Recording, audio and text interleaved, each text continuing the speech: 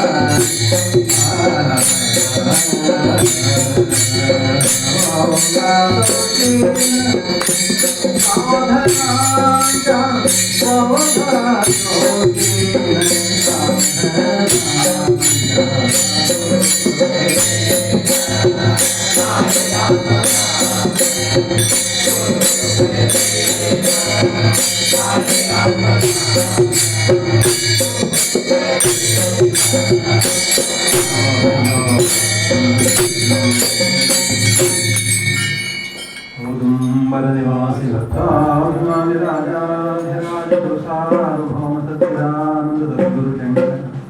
शिवचिदम्बरेश्वर गुरु मावली महाराज की जय, सब संतन की जय।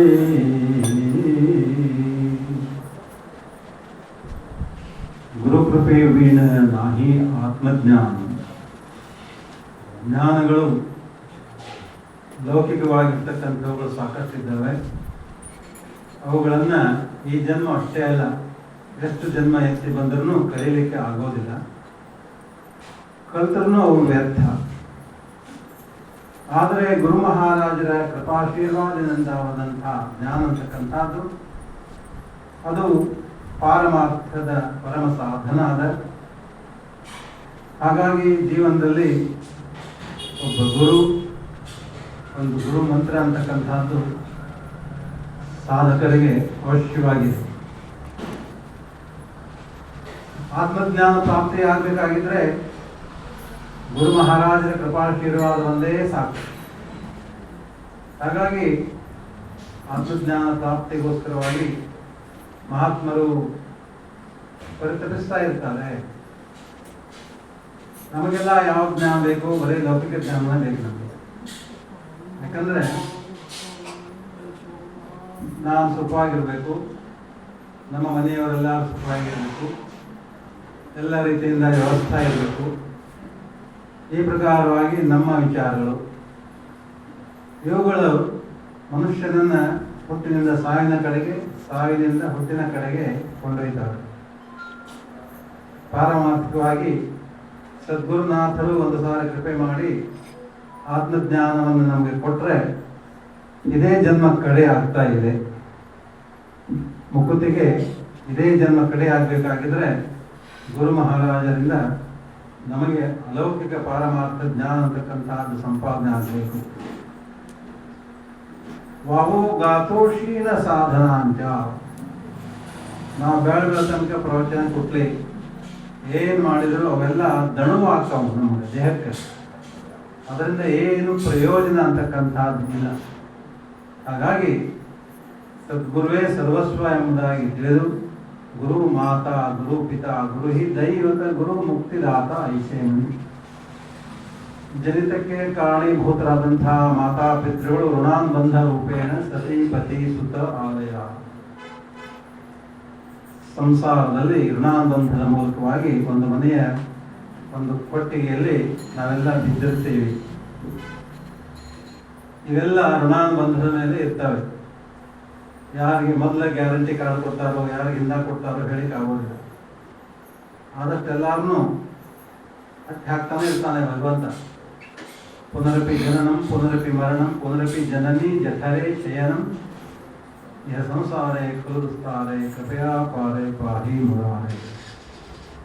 ಭಜ ಗೋವಿಂದಂ ಭಜ ಗೋವಿಂದಂ. ಶ್ರೀಮತ್ ಗುರು ಶಂಕರಾಚಾರ್ಯರು ಸಾಕಷ್ಟು ಪಾಂಡಿತ್ಯದ್ರು ತಗೊಂಡು ಏನ್ ಮಾಡೋದದ? ನಹಿ ನಹಿ ರಕ್ಷತೆ ತ್ರಿಕರಣಿ. ಯಾವುದೇ ಪಾಂಡಿತ್ಯನೂ ಸಹ ಕೊನೆ ಘಳಿಗೆಯಲ್ಲಿ ನಮಗೆ ಪ್ರಯೋಜನ ಆಗೋದಿಲ್ಲ.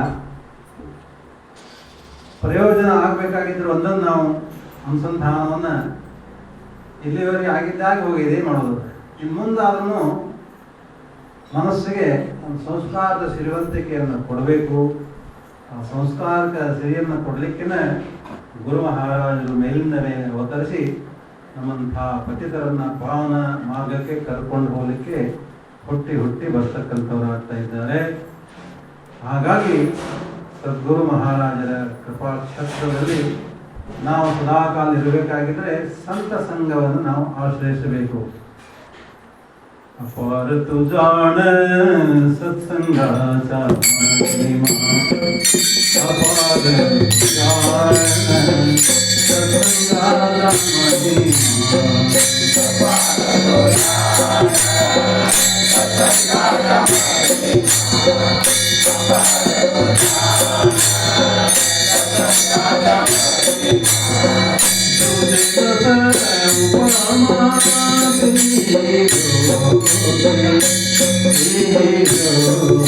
ಮಹಿಮಾ, ಅಪಾರ ತು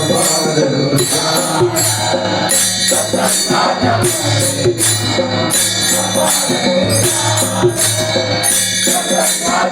ಮಹಿಮಾ.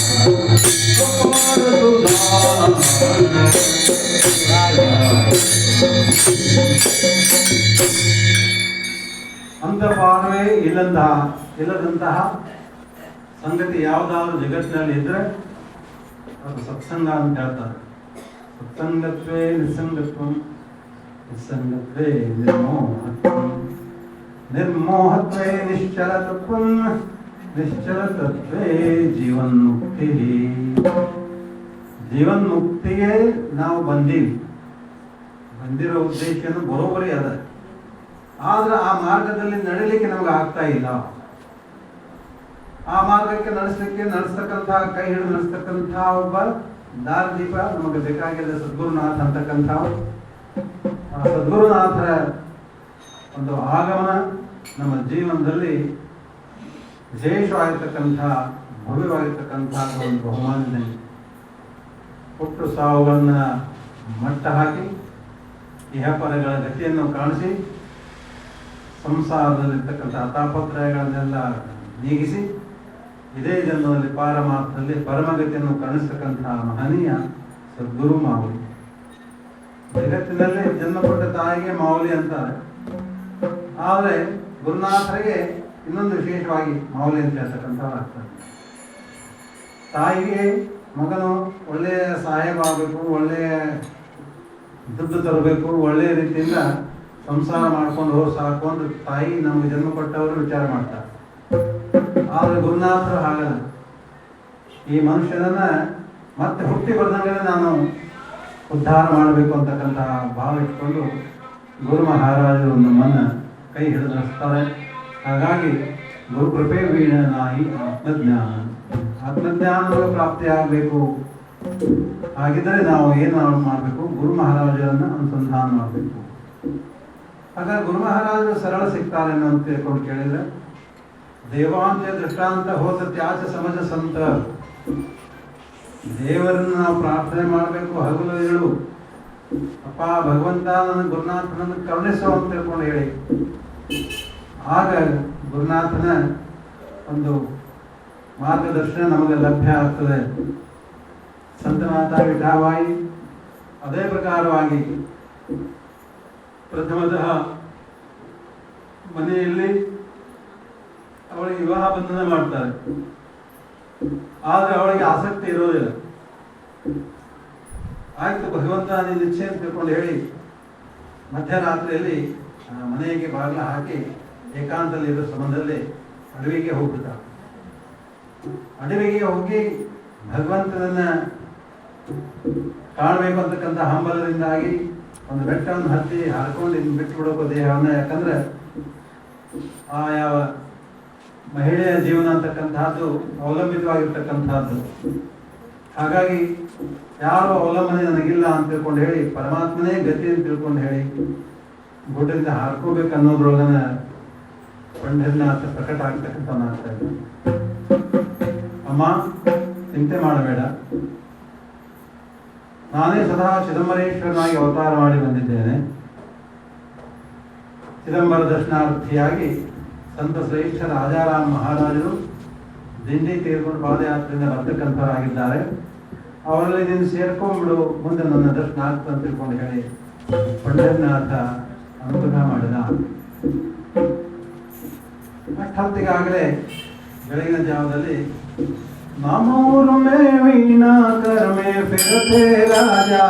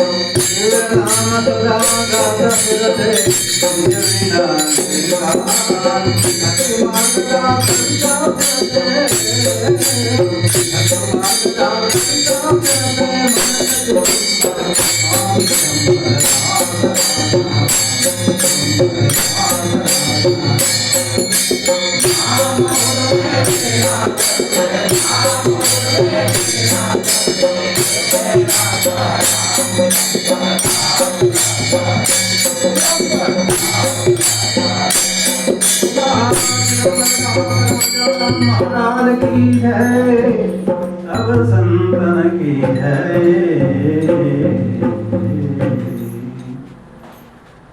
ವೀಣೆಯನ್ನ ಕೊರಳಲ್ಲಿ ಮಿಟ್ಟ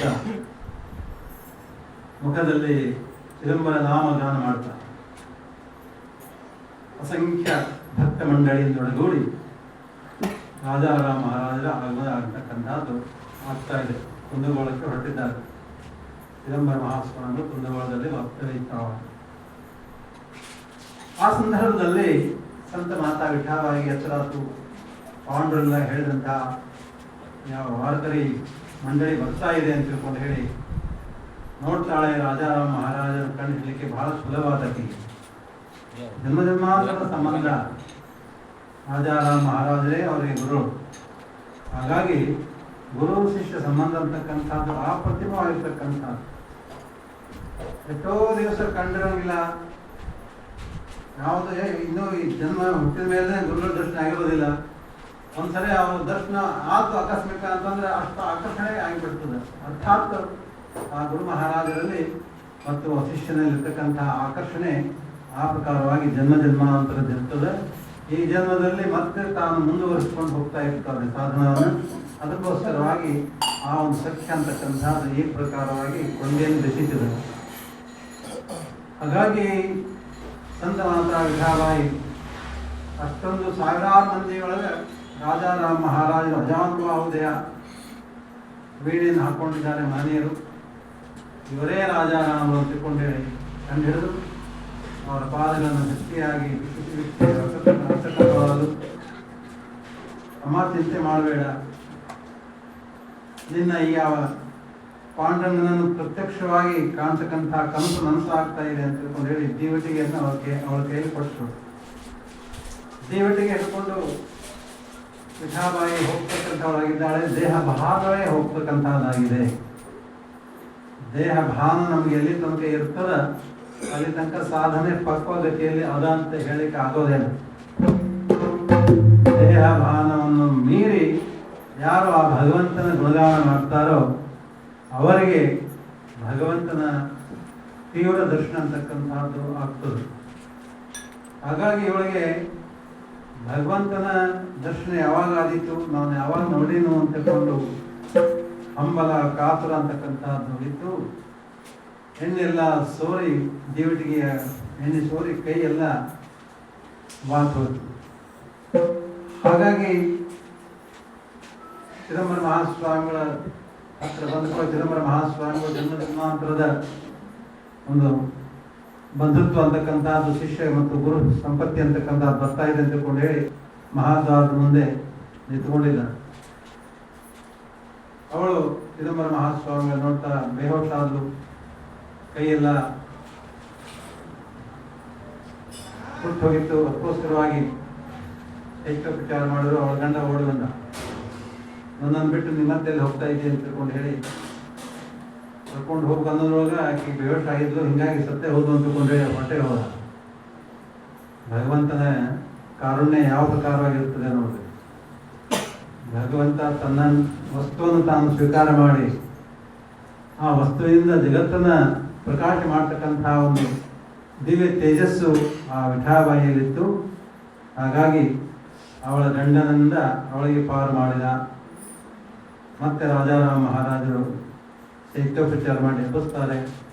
ನಂತರದಲ್ಲಿ ಚಿದಂಬರ ಮಹಾಸ್ವಾಮಿಗಳ ಒಂದು ಮೂಲ ರೂಪ ಅಂತಕ್ಕಂಥದ್ದು ವಿಠಲನ ರೂಪವನ್ನು ಕಾಣ್ತಕ್ಕಂಥವಳಾದ್ರು. ಅಂದಿನಿಂದ ಆ ಸಂತ ಮಾತೆ ವಿಠಾಬಾಯಿ ಭಗವಂತನನ್ನ ನಂಬಿಕೊಂಡು ಅದೇ ಜನ್ಮದಲ್ಲಿ ಭಗವಂತನ ಅವತಾರ ಯಾಕೆ ಆಗ್ತಾ ಇಲ್ಲ ಅಂತಕ್ಕಂಥದ್ದು ಒಂದು ಹಠವನ್ನು ಮಾಡಿ ಆಳಂದಿಯಲ್ಲಿ ಜ್ಞಾನೇಶ್ವರ ಸಮಾಧಿಯಲ್ಲಿ ತಪಸ್ಸು ಮಾಡ್ತಕ್ಕಂಥವಳಾದ್ಲು. ಆಳಂದಿಗೆ ನಮ್ಮ ಜನವರಿ ಒಳಗೆ ನಿನ್ನೆ ವಿಶ್ವನಾಥ ಸ್ವಾಮೀಜಿ ಬಂದಿದ್ರು. ಸಪ್ತಾಹವನ್ನು ಆರ್ಗನೈಸ್ ಮಾಡಿದ್ದಾರೆ, ವ್ಯವಸ್ಥೆ ಮಾಡಿದ್ದಾರೆ. ಜನವರಿಯಲ್ಲಿ ಸಪ್ತಾಹ ಅಂತಕ್ಕಂಥದ್ದು ಆಳಂದಿಯಲ್ಲಿ ಇದೆ. ಆಳಂದಿ ಜ್ಞಾನೇಶ್ವರ ಮಹಾಸ್ವಾಮಿಗಳು ಪ್ರತ್ಯಕ್ಷವಾಗಿ ಚಿದಂಬರ ಮಹಾಸ್ವಾಮಿಗಳ ಸಂಪ್ರದಾಯವನ್ನು ಮತ್ತೆ ಪುನರುಜ್ಜೀವನಗೊಳಿಸುವುದಕ್ಕೋಸ್ಕರವಾಗಿ ಸಮಾಧಿಯಿಂದ ಎದ್ದು ಬಂದು ತನ್ಮೂಲಕವಾಗಿ ತಾವೇ ಚಿದಂಬರ ಸ್ವರೂಪ ಅಂತಕ್ಕಂಥ ಒಂದು ಭಾವನೆಯಿಂದ ಜಗತ್ತಿನಲ್ಲೆಲ್ಲ ಚಿದಂಬರ ನಾಮದ ಡಿಂಡಿಮವನ್ನು ಬಾರಿಸ್ತಕ್ಕಂಥವ್ರು ಆಗ್ತಾ ಇದ್ದಾರೆ.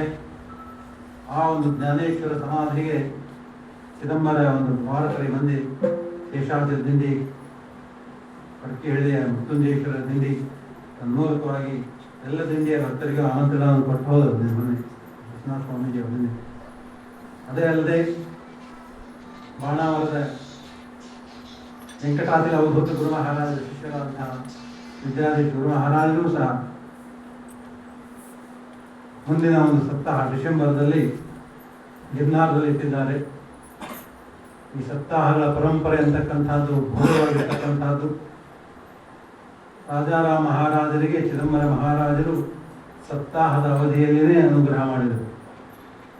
ಪ್ರಥಮತಃ ರಾಜಾರಾಮ ಮಹಾರಾಜರು ಚಿದಂಬರ ಮಹಾಸ್ವಾಮಿಗಳ ದರ್ಶನ ಮಾಡಬೇಕು ಅಂತ ತಿಳ್ಕೊಂಡು ಹೇಳಿ ನಾಗ್ಪುರದಿಂದ ಬಂದು ಆಯಾ ಚಿದಂಬರ ಸ್ವಾಮಿಗಳು ಕುಂದಗೋಳದಲ್ಲಿ ಇದ್ದಾರೆ ಅಂತ ತಿಳ್ಕೊಂಡು ಹೇಳಿ ಕುಂದಗೋಳದಲ್ಲಿ ಆ ಮಹಾನ್ ಭಾವನ ದರ್ಶನಕ್ಕೋಸ್ಕರ ಬಂದರೆ ವಿಪರೀತ ಗದ್ದಲ.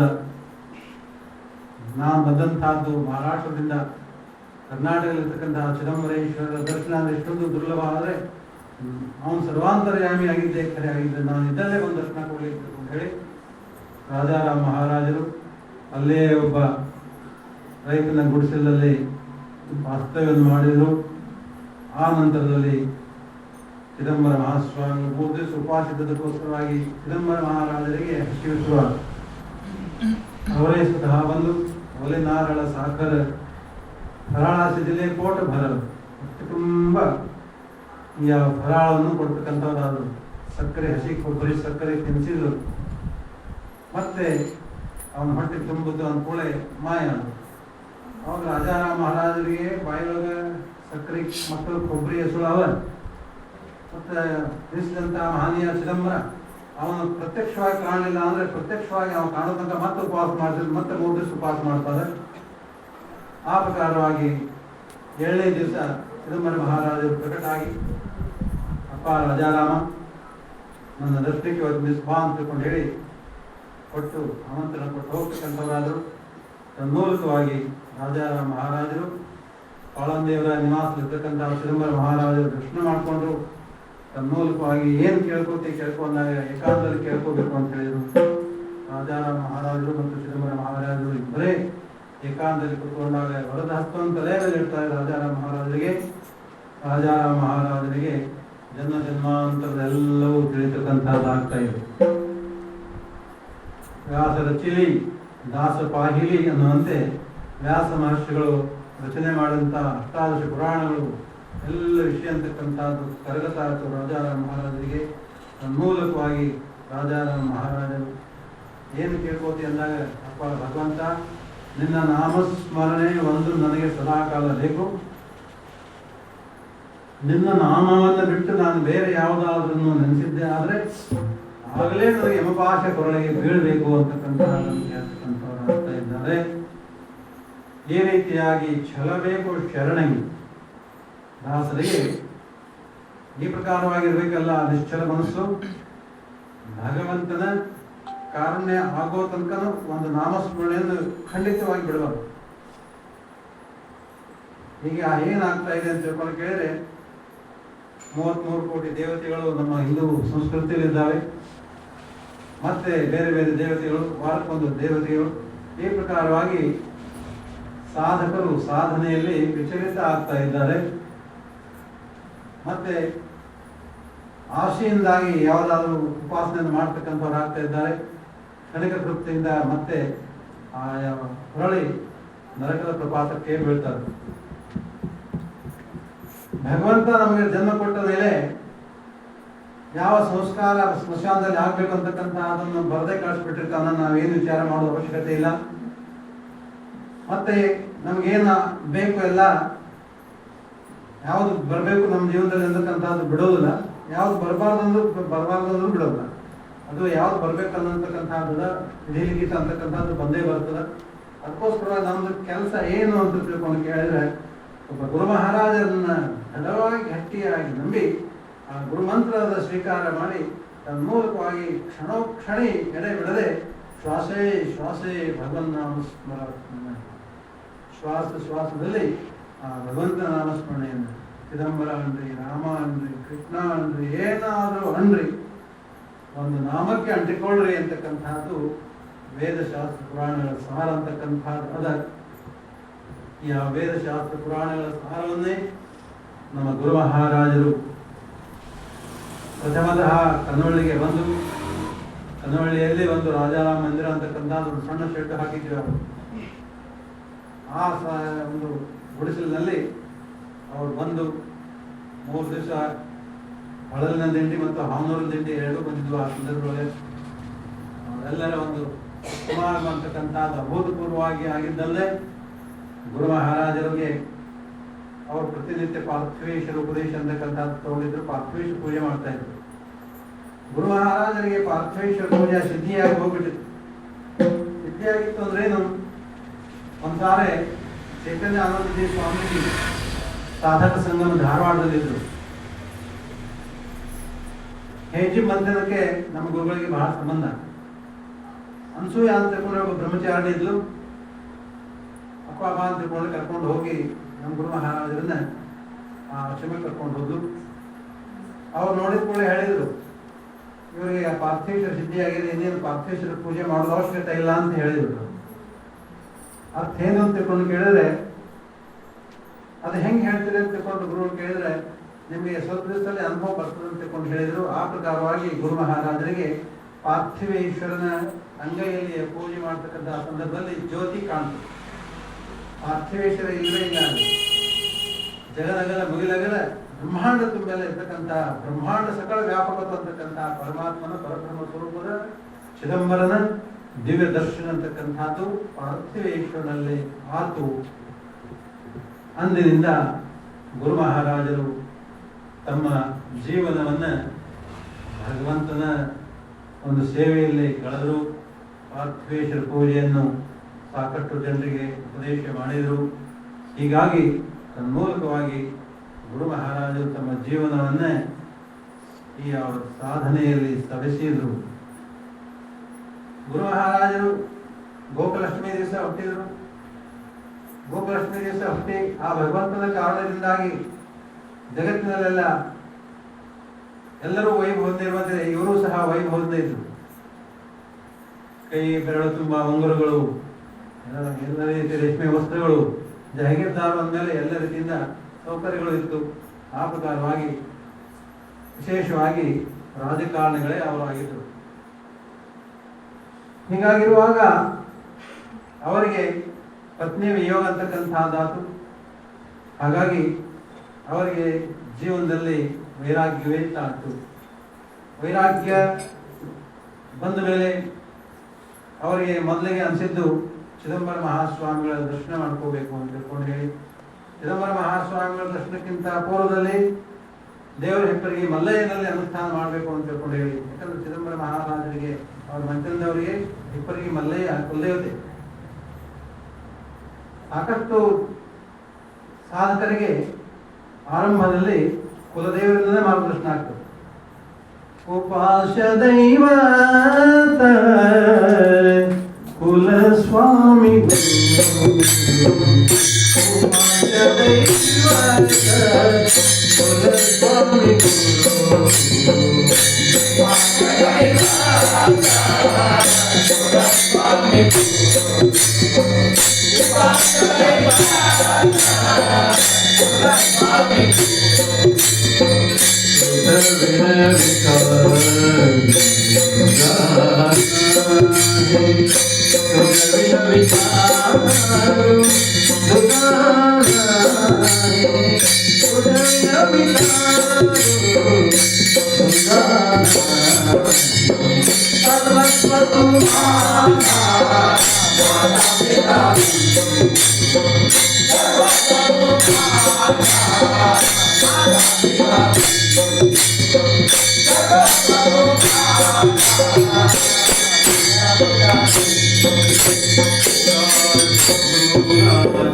महाराज की जय,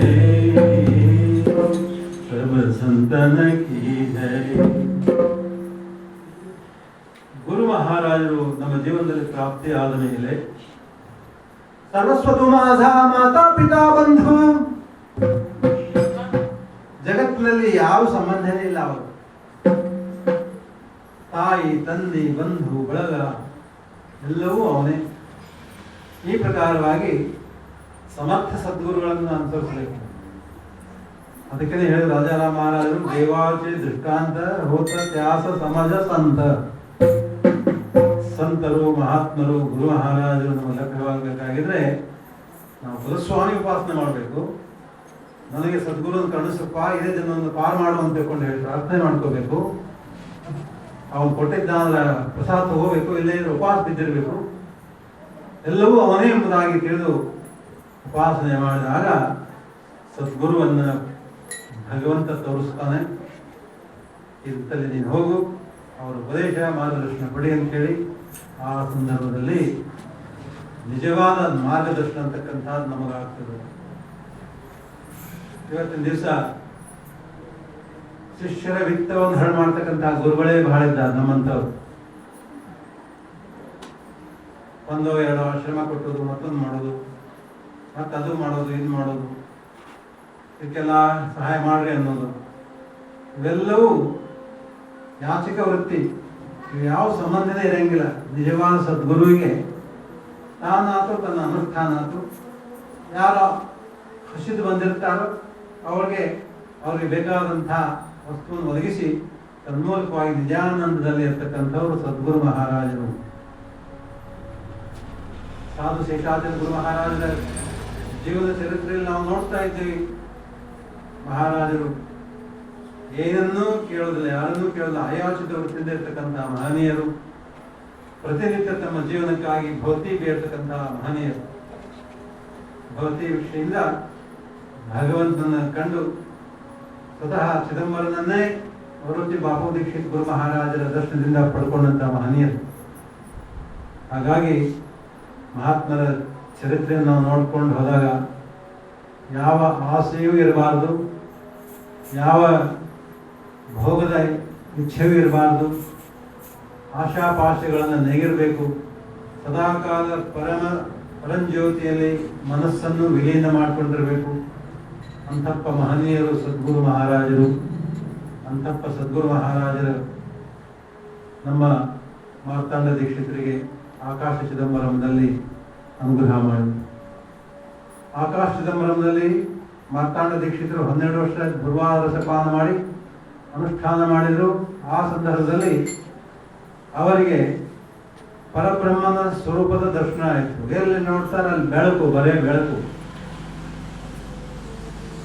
ತಾವು ತಮ್ಮ ದೇಹದಲ್ಲಿ ಇರ್ತಕ್ಕಂಥ ಭಾವವನ್ನು ಮರೆತು ಆ ಬೆಳಕಿನಲ್ಲಿ ಬೆಳಕಾಗಿ ಒಂದಾದರು. ಆತ್ಮಪ್ರಭೇತಿ ನಿಜ ಜ್ಯೋತಿ. ಬೆಳಗಿನ ಕಾಲ ನಾವು ಕಾಕಡಾರ್ಥದಲ್ಲಿ ಮಾಡುತ್ತೀವಿ. ಆತ್ಮಪ್ರಭೇತಿ ನಿಜ ಜ್ಯೋತಿ ಹೂವಾಳು ಶ್ರೀಪತಿ ಭಕ್ತಿ ಮಹಿಮಾ ಹಾಚಿದಂಬರ ವಿಶ್ವಾಚ ಉದ್ಧಾರ. ವಿಶ್ವವನ್ನೇ ಉದ್ಧಾರ ಮಾಡ್ತಕ್ಕಂಥ ಸೂರ್ಯನ ಪರಂಜ್ಯೋತಿ ಸ್ವರೂಪದ ಬೆಳಕು ಅಂತಕ್ಕಂಥದ್ದೇನದ ಅದು ಹೊರಗಡೆ ಎಲ್ಲ ಕಡೆಗೂ ಬ್ರಹ್ಮಾಂಡ ತುಂಬ ವ್ಯಾಪಕ ಆಗಿದೆ. ನಿನ್ನ ಅಂತರಂಗದಲ್ಲಿಯೂ ಒಂದು ಅಂತರಂಗದಲ್ಲಿರ್ತಕ್ಕಂಥ ಬೆಳಕನ್ನು ನಾವು ಕಾಣಬೇಕು ಅಂದಾಗ ನಮಗೆ ಆತ್ಮದ ನಿಜದ ಸ್ವರೂಪದ ದರ್ಶನ ಅಂತಕ್ಕಂಥದ್ದಾಗ್ತದ. ಮೂಲಕವಾಗಿ ಗುರು ಮಹಾರಾಜರ ಕೃಪಾಶೀರ್ವಾದದಿಂದ ಮಾತ್ರ ಅದು ಸಾಧ್ಯವಾಗ್ತದೆ. ಆದ್ರಿಂದಾಗಿ ಗುರು ಕೃಪಾ ವೀಣೆ ನಾಹಿ ಆತ್ಮಜ್ಞಾನ. ಆತ್ಮಜ್ಞಾನ ಪ್ರಾಪ್ತಿ ನಮಗೆ ಆಗಬೇಕಾಗಿದ್ರೆ ಸದ್ಗುರುವಿಗೆ ಶರಣಾಗದ ಹೊರತು ಗತಿಯೇ ಇಲ್ಲ. ಆದರೆ ಕೆಲವರಿಗೆ ಸಣ್ಣ ವಯಸ್ಸಿನಲ್ಲಿ ಗುರುಗಳು ಸಿಗ್ತಾರೆ, ಕೆಲವರಿಗೆ ಮಧ್ಯಮ ವಯಸ್ಸಿನಲ್ಲಿ ಸಿಗ್ತಾರೆ, ಕೆಲವರಿಗೆ ವಯಸ್ಸು ಆದ್ಮೇಲೆ ಸಿಗ್ತಾರೆ, ಕೆಲವರಿಗೆ ಈ ಜನ್ಮದಲ್ಲಿ ಸಿಗೋದೇ ಇಲ್ಲ. ಅವರವರ ಒಂದು ಸಾಧನಾದ ಮೇಲೆ ಇದೆಲ್ಲ ಆಗ್ತಕ್ಕಂಥದ್ದಾಗ್ತಾ ಇದೆ. ಮಾರ್ತಾಂಡ ದೀಕ್ಷಿತರು ಪರಂಜ್ಯೋತಿಯನ್ನು ನೋಡಿದರು. ಅವರು ಅಲ್ಲಿಗೆ ಉಪಾಸನೆ ತಪಸ್ಸಿಗೆ ಹೋಗಿದ್ದು, ಸುತೇಚ್ಛವಾಗಿ ಹೋಗಿದ್ರು. ಆದರೆ ಆ ಪರಂಜ್ಯೋತಿಯ ಸ್ವರೂಪವನ್ನು ಕಂಡಂಥ ನಟರಾಜನ ಆಕಾಶದಂಬರದ ಮೂರ್ತಿಯನ್ನು ನೋಡಿದ ಕೂಡಲೇ ಏನಪ್ಪಾ ನಿನ್ನ ಇಚ್ಛೆ ಅಂತ ಕೇಳ್ತಾರೆ ನಟರಾಜ. ನನಗೆ ಈ ಯಾವ ಆನಂದವನ್ನು ಕೊಟ್ಟಿದೆಯಲ್ಲ, ಈ ನಿಜಾನಂದ ಅಂತಕ್ಕಂಥದ್ದು ಹೇಳ್ತಾರೆ. ಅದಕ್ಕೆ ಆ ನಿಜಾನಂದವಾದ ಹೊರತಾಗಿ ನೀನು ಬೇಡ ಅಂತ ಕೇಳಿದ್ರು. ಅವಾಗ ನಟರಾಜ ಹೇಳ್ತಾನೆ, ಅಲ್ಲಪ್ಪ ನೀನು ಸುತೇಚ್ಛವಾಗಿ ಬಂದಿದ್ದೀನಿ, ಅದನ್ನೇ ಮರ್ತೀವಿ ಅಂತ ಕೇಳಿ ಅವನೇ ನೆನಪು ಮಾಡಿಕೊಡ್ತಾನೆ ಭಗವಂತ. ಮಕ್ಕಳಾದರೆ ಹುಟ್ಟು ಸಾಯಿ ಮಕ್ಕಳನ್ನು ಬೇಡವೇ ಬೇಡ. ಜಗತ್ತಿನಲ್ಲಿರ್ತಕ್ಕಂಥ ಧರ್ಮ ಸಂಸ್ಥಾಪನೆ ಮಾಡ್ತಕ್ಕಂಥ ಹೊರಗುವಾಗಿರ್ತಕ್ಕಂಥ ಚೈತನ್ಯ ನೀನೇ ನನ್ನ ಹೊಂದರಲ್ಲಿ ಬಾ ಅಂತ ತಿಳ್ಕೊಂಡು ಹೇಳ್ತಾರೆ. ಆ ಪ್ರಕಾರವಾಗಿ ನಟರಾಜ ತಥಾಸ್ತು ಅಂತ ಹೇಳ್ತಾ ಇದ್ದಾನೆ. ಈ ಪ್ರಕಾರವಾಗಿ ಚಿದಂಬರ ಮಹಾಸ್ವಾಮಿಗಳು ಪ್ರತ್ಯಕ್ಷ ಆಕಾಶ ಚಿದಂಬರಮದ ನಟರಾಜನೇ ಚಿದಂಬರೇಶ್ವರನಾಗಿ ಭೂತದಲ್ಲಿ ಅವತರಿಸಿ ತನ್ಮೂಲಕವಾಗಿ ಜಗತ್ತಿಗೆ ಎಲ್ಲ ಭಾಗವತ ಧರ್ಮದ ಪ್ರಸಾರವನ್ನು ಮಾಡಿ ತಾವು 100 ವರ್ಷ ಆಯುಷ್ಯವನ್ನು ಪಡ್ಕೊಂಡು ಬಂದಿದ್ದರೂ ಸಹ ತಮ್ಮ ಜೀವನವನ್ನು 56 ವರ್ಷಕ್ಕೆ ಪೂರೈಸಿ ಮತ್ತೆ ಕಲಿಯುಗದಲ್ಲಿ ಎಲ್ಲ ಕಡೆಗೂ ಸ್ವಾರ್ಥ, ಎಲ್ಲ ಕಡೆಗೂ ಒಂದು ವಿಶೇಷವಾಗಿರ್ತಕ್ಕಂಥ ಸ್ವಾರ್ಥ ಇಚ್ಛೆ ಇದ್ದಂಥವರೇ ಇದ್ದಾರೆ. ಅದಕ್ಕೋಸ್ಕರವಾಗಿ ಈ ಕಲಿಯುಗದಲ್ಲಿ ಅಧಿಕಾರಿ ಭಕ್ತರಿಗೆ ಮಾತ್ರ ದರ್ಶನ ಕೊಡಬೇಕು ಅಂತ ತಿಳ್ಕೊಂಡು ಹೇಳಿ ಚಿದಂಬರ ಮಹಾರಾಜರು ಸ್ವದೇಹವಾಗಿ ಉತ್ತರಾಗ್ತಕ್ಕಂಥವರಾದರು. ರಾಜಾರಾಮ್ ಮಹಾರಾಜ ಲೇಖನಿಯಲ್ಲಿ ನಾವು ನೋಡುವಂತೆ ಭಗವಂತ ಹುಟ್ಟುವಾಗ ನಟರಾಜನಾಗಿ ಕೊರಳಲ್ಲಿ ರುದ್ರಾಕ್ಷಿ ಹಾಕೊಂಡು ಬಿಲ್ವ ಸ್ವರೂಪವನ್ನು ಧಾರಣ ಮಾಡಿಕೊಂಡು ಶುಭ್ರಾಕ್ಷತೆಯನ್ನು ಧಾರಣ ಮಾಡಿಕೊಂಡು ಪ್ರಕಟ ಆದರೆ ನಿರ್ಯಾಣ ಸಮಯದಲ್ಲಿ ಭಗವಂತ ಏನು ಮಾಡ್ತಾನೆ ಅಂತ ತಿಳ್ಕೊಂಡು ಕೇಳಿದ್ರೆ ಸ್ವತಃ ಗರುಡ ಮೇಲೆ ಏರ್ಕೊಂಡು ತನ್ನೂರು ಗರುಡಾರೂಢರಾಗಿ ಭಗವಂತ ಶಂಖಚಕ್ರದ ಪದವನ್ನು ಧಾರಣ ಮಾಡಿಕೊಂಡು ವಿಷ್ಣುವಾಗಿ ಅಮರತ್ವಕ್ಕೆ ಹೋಗ್ತಾನೆ. ಆ ಕಾರಣ ತಿಳ್ಕೊಂಡು ಕೇಳಿದ್ರೆ ಚಿದಂಬರ ಮಹಾರಾಜರು 266 ವರ್ಷಗಳ ಹಿಂದೆ ವಿಶೇಷವಾದಂತಹ ಕೃಪಾಶೀರ್ವಾದ ಮಾಡೋದಕ್ಕೋಸ್ಕರವಾಗಿ ನಮ್ಮಂತಹ ಪತಿತರನ್ನ ಉದ್ಧಾರ ಮಾಡೋದಕ್ಕೋಸ್ಕರವಾಗಿ ಇನ್ನು ಮೇಲಿಂದ ಕೇವಲ ನಾಮಯೋಗ ಭಕ್ತಿಯೋಗದಿಂದ ಇದ್ರೆ ಸಾಕು ಅಂತ ತಿಳ್ಕೊಂಡು ಹೇಳಿ ಎಲ್ಲರಿಗೂ ನಾವು ಅನುಗ್ರಹ ಮಾಡಿ ತನ್ಮೂಲಕವಾಗಿ ನಿಜಾನಂದ ಗಮನವನ್ನು ಮಾಡಿದರು. ಹಾಗಾಗಿ ನಮ್ಮ ಗುರು ಮಹಾರಾಜರಾದರೂ ಅಷ್ಟೇ, ಗುರು ಮಹಾರಾಜರು ತಾವು ತಮ್ಮ ಜೀವನದಲ್ಲಿ ಸಾಕಷ್ಟು ಜಗತ್ತಿನ ಕಲ್ಯಾಣವನ್ನು ಮಾಡಿದರು, ಸಾಕಷ್ಟು ಕಡೆಗೆ ಸಂಚಾರ ಮಾಡಿದರು, ಸಾಕಷ್ಟು ಭಕ್ತರನ್ನು ಉದ್ಧಾರ ಮಾಡಿದರು. ಆದರೆ ಕೊನೆಯ ಗಳಿಗೆಯಲ್ಲಿಯೂ ಸಹ ಅವರು ಕೆಲವು ಭಕ್ತರಿಗೆ ಸೂಚನೆ ಕೊಡ್ತಕ್ಕಂಥವರ ತಮ್ಮ ನಿರ್ಯಾಣವನ್ನು ತಾವು ಗಮನ ಮಾಡ್ತಕ್ಕಂಥ ನಿರ್ಗಮನ ಮಾಡ್ತಕ್ಕಂಥ ಒಂದು ವಿಷಯವನ್ನು ಸೂಚನೆ ಮಾಡ್ತಾರೆ. ಕೆಲವರಿಗೆ ಚೈತನ್ಯ ರೂಪದ ದರ್ಶನ ಕೊಡ್ತಾರೆ, ಕೆಲವರಿಗೆ ಚಿದಂಬರ ನಾಮಸ್ಮರಣೆಯನ್ನು ಉಪದೇಶ ಮಾಡ್ತಾರೆ. ಅವರಿದ್ದಾಗ ಯಾವ ಪ್ರಕಾರವಾಗಿ ಮಾಡಿದರೂ ಅವರು ಗುಪ್ತವಾದಾಗಲೂ ಸಹ ಅದೇ ರೀತಿಯಾಗಿ ಯಾವ ನಾಮದ ಯೋಗವನ್ನು ಭಕ್ತಿ ಯೋಗವನ್ನು ಎಲ್ಲರಿಗೂ ಉಡಿಯಲ್ಲಿ ಹಾಕಿ ಹೋಗಿದ್ದಾರೆ. ಅದೇ ಒಂದು ಸಂಪ್ರದಾಯವನ್ನು ಕನ್ನೊಳ್ಳಿಯ ಒಂದು ಪರಂಪರೆಯಲ್ಲಿ ಈ ಚಿದಂಬರ ಪರಂಪರೆಯನ್ನು ಮುಂದುವರಿಸಿಕೊಂಡು ಹೋಗಿ ತನ್ಮೂಲಕವಾಗಿ ಚಿದಂಬರ ಮಹಾರಾಜರ ಮಂತ್ಯಂದವರೇ ಆದಂತಹ ನಮ್ಮ ರಾಮಣ್ಣ ದೀಕ್ಷಿತರು ಆಗಮಿಸಿದ್ದಾರೆ. ಕಲಿಯುಗದಲ್ಲಿ ಗುರುಗಳ ಮಂತ್ಯಂದವರು ಮತ್ತು ಶಿಷ್ಯರೆಲ್ಲರಿದ್ದಾಗ ಚಿದಂಬರ ರಾಜಾರಾಮ್ ಇದ್ದಾನೆ. ಹಾಗಾಗಿ ಇದು ರಾಜಾರಾಮರು ಸ್ವತಃ ಇಲ್ಲಿ ಇದ್ದಾರೆ, ಚಿದಂಬರ ಮಹಾಸ್ವಾಮಿ ಮಂತ್ಯಂದವರು ಇದ್ದಾರೆ ಅಂದ ಮೇಲೆ ಚಿದಂಬರ ಮಹಾರಾಜರೇ ಸ್ವತಃ ಇಲ್ಲಿ ಬಂದಿದ್ದಾರೆ ಅಂತಕ್ಕಂಥ ಭಾವನೆ. ಹಾಗಾಗಿ ಚಿದಂಬರ ಮಹಾರಾಜರ ಕೃಪಾಶೀರ್ವಾದದಿಂದ ಕರ್ಕಿಹಳ್ಳಿ ಕ್ಷೇತ್ರದಲ್ಲಿ 2029ರಲ್ಲಿ ಅಖಂಡ ನಾಮಸ್ಮರಣೆ ಆಗಬೇಕು ಅಂತಕ್ಕಂಥ ಒಂದು ಉದ್ದೇಶ ಎಲ್ಲ ಗುರು ಹಿರಿಯರದಾಗಿದೆ. ಹಾಗಾಗಿ ಅಲ್ಲಿ ಅಖಂಡ ನಾಮಸ್ಮರಣೆ, ಅಖಂಡ ವೀಣಾ ಮತ್ತು 24 ಗಂಟೆಗಳು 365 ದಿವಸಗಳೆಲ್ಲೂ ಈ ಚಿದಂಬರ ನಾಮಘೋಷ ಆಗಬೇಕು. ಪೂರ್ವದಲ್ಲಿ ರಾಜಾರಾಮ ಮಠದಲ್ಲಿ ಗುರುಹಸೂರಲ್ಲಿದ್ದಂಥ ಅಖಂಡ ವೀಣಾ ಪರಂಪರೆಯನ್ನು ಅವರೆಲ್ಲ ಗುರು ಮಹಾರಾಜರ ಆಶೀರ್ವಾದದಿಂದ ಕರ್ಕಿಹಳ್ಳಿಯಲ್ಲಿ ಮುಂದುವರಿಸಿಕೊಂಡು ಹೋಗಬೇಕು ಅಂತಕ್ಕಂಥದ್ದು ಭಾವನೆ ಎಲ್ಲರಿಗೂ ಆಗಿದೆ. ಅದಕ್ಕೋಸ್ಕರವಾಗಿ ಇಲ್ಲಿಯೂ ಸಹ ಮತ್ತೊಂದು ಆಶ್ರಮದ ಹುಟ್ಟುಹಾಕತಕ್ಕಂಥವರಾಗಿದ್ದಾರೆ. ಗುರು ಮಹಾರಾಜರ ಇಚ್ಛೆನೇ ಇಲ್ಲ, ನಮ್ಮ ಇಚ್ಛೆ ಏನಲ್ಲ. ಯಾಕಂದರೆ ಕರ್ಕಿಹಳ್ಳಿ ಮತ್ತು ಕನ್ನವಳ್ಳಿ ನಮ್ಮಲ್ಲಿ ಒಬ್ಬರು ಭಕ್ತರಿದ್ದರು. ಅವರಿಗೆ ಕರ್ಕಿಹಳ್ಳಿ ನೋಡಿದ್ದಿಲ್ಲ ಆರಂಭದಲ್ಲಿ 20 ವರ್ಷದಿಂದ. ಆ ಸಂದರ್ಭದಲ್ಲಿ ಅವ್ರಿಗೆ ಏನಾಯ್ತು, ಇದ್ದಕ್ಕಿದ್ದಂಗೆ ಕರ್ಕಿಹಳ್ಳಿ ಲಿಂಗ ಅವ್ರ ಕಣ್ಣಿಗೆ ಬಂದು ಅವ್ರ ಎದುರಿಗೇನೆ ಆ ಕರ್ಕಿಹಳ್ಳಿ ಲಿಂಗದಲ್ಲಿ ಎರಡು ಕಣ್ಣುಗಳು ಕಂಡು ಇದೇನ್ರಿ ಅರ್ಥ ಅಂತ ನಾನು ಕೇಳ್ತಾರೆ. ನಾ ಏನು ಹೇಳಪ್ಪ, ನಾವು ಕನ್ನವಳ್ಳಿಯಿಂದ ಈ ಕರ್ಕಿಹಳ್ಳಿ ಬಂದವರು, ಕನ್ನವಳ್ಳಿ ಮತ್ತು ಕರ್ಕಿಹಳ್ಳಿ ಒಂದು 2 ಕಣ್ಣು ಅಂತ ನಾನು ಹೇಳ್ಕೊಂಡು ಸುಮ್ಮನೆ ಅದೇ ಪ್ರಕಾರವಾಗಿ ಅದೇ ಉದ್ದೇಶ ಇಟ್ಕೊಂಡು ಅದೇ ಒಂದು ಮಾದರಿಯಲ್ಲಿ ಕರ್ಕಿಹಳ್ಳಿಯಲ್ಲಿಯೂ ಸಹ 4 ಎಕರೆ ಆಶ್ರಮದಲ್ಲಿ ವಿಶೇಷವಾಗಿರ್ತಕ್ಕಂಥ ಪಾದುಕಾಶ್ರಮ ಅಂತಕ್ಕಂಥದ್ದು ನಿರ್ಮಾಣ ಆಗ್ತಕ್ಕಂಥದ್ದಾಗಿದೆ. ಅದಕ್ಕೆ ಸಾಕಷ್ಟು ಭಕ್ತರೇ ಕಾರಣ, ನಮ್ಮಿಂದ ಕಟ್ಟಲಿಕ್ಕಂತೂ ಸಾಧ್ಯನೇ ಇಲ್ಲ.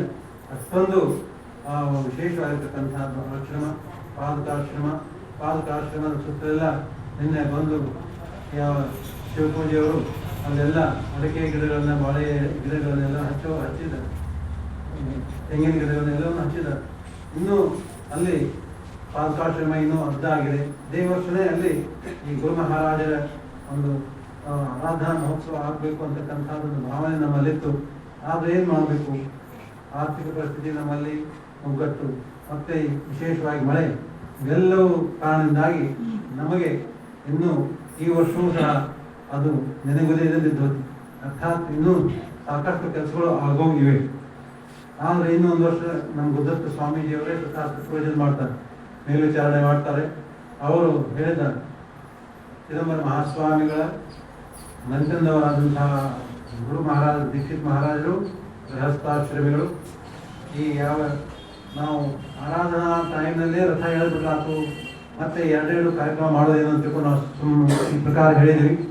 ಆಗ ಅವ್ರು ಹೇಳಿದರು 2 ಕಾರ್ಯಕ್ರಮನ ಆಗಬೇಕು. ಯಾಕಂದರೆ ಗುರು ಮಹಾರಾಜರಿಗೆ ಗೃಹಸ್ಥಾಶ್ರಮಿಗಳಿಗೆ ಹುಟ್ಟಿದ ದಿವಸವೇ ರಥೋತ್ಸವ ಆಗಬೇಕು. ಆಮೇಲೆ ದೇಹ ತ್ಯಾಗ ಮಾಡಿದ ಸಮಯದಲ್ಲಿ ಆರಾಧನೆ ಏನು ಮಾಡಕತ್ತೀರಿ ಇದನ್ನೇ ಮುಂದುವರ್ಸ್ಕೊಂಡು ಹೋಗ್ರಿ ಅಂತ ಹೇಳಿ ನಮಗೆ ಸಮಾಧಾನ ಆಗಿಲ್ಲ. ಹುಡುಗ ದತ್ತ ಗುರುಸ್ವಾಮಿ ಹೇಳ್ಯಾರ ಅಂತ ಕೂಡ ಹೇಳಿ ಅಷ್ಟಕ್ಕೆ ಸುಮ್ಮನೆ ಕೊಡಬೇಕಾಗಿತ್ತು. ಆದರೆ ನಮಗೆ ಸಾಧಕ ಸಂಗಮದ ಗುರುವಿ ನಮ್ಮ ಗುರು ಮಹಾರಾಜರ ಇದ್ದ ಕಾಲದಲ್ಲಿ ಭವಿಷ್ಯ ಹೇಳಿದರು. ಅವರು ಈಗ ಮೊನ್ನೆ ವಾಡಿಯಲ್ಲಿ ನರಸನವಾಡಿಯಲ್ಲಿ ಒಂದು ಜಗತ್ತಿನ ಕಲ್ಯಾಣಕ್ಕಾಗಿ ಒಂದು ಹೋಮವನ್ನು ಮಾಡ್ತಕ್ಕಂಥವರಾಗಿದ್ದರು. ಆ ಸಂದರ್ಭದಲ್ಲಿ ನಮಗೂ ಹೋಗ್ಲಿಕ್ಕೆ ಅವಕಾಶ ಆಯಿತು. ಅಲ್ಲಿ ಅವರು ಕೇಳಿದ್ವಿ, ಈಗ ಮತ್ತು ನಿಮ್ಮ ಹಿಂದೆ ನಮ್ಮ ಕರ್ಕೇಳಿಯಲ್ಲಿ ನಾವು ಗುರುಪೂರ್ಣಿಮೆಗೆ ಹೋಲಿಕೆ ನೀವೇ ಅನುಗ್ರಹ ಮಾಡಿದ್ರಿ. ಗುರುಪೂರ್ಣಿಮಾ ಉತ್ಸವ ಅಂತಕ್ಕಂಥ ನೀವು ವೈಭವ ಆಗ್ತಾ ಇದೆ. ಈಗ ಗುರು ಮಹಾರಾಜರ ಜಯಂತಿ ಮತ್ತು ಗುರುಪೂರ್ಣಿಮಾ ಎರಡೂ ಒಂದೇ, ಗುರುಗಳ ಆರಾಧನೆ ಎರಡೂ ಒಟ್ಟಿಗೆ ನಾವು ಮಾಡ್ಬೋದಾ ಅಂತ ಕೇಳಿದ್ವಿ.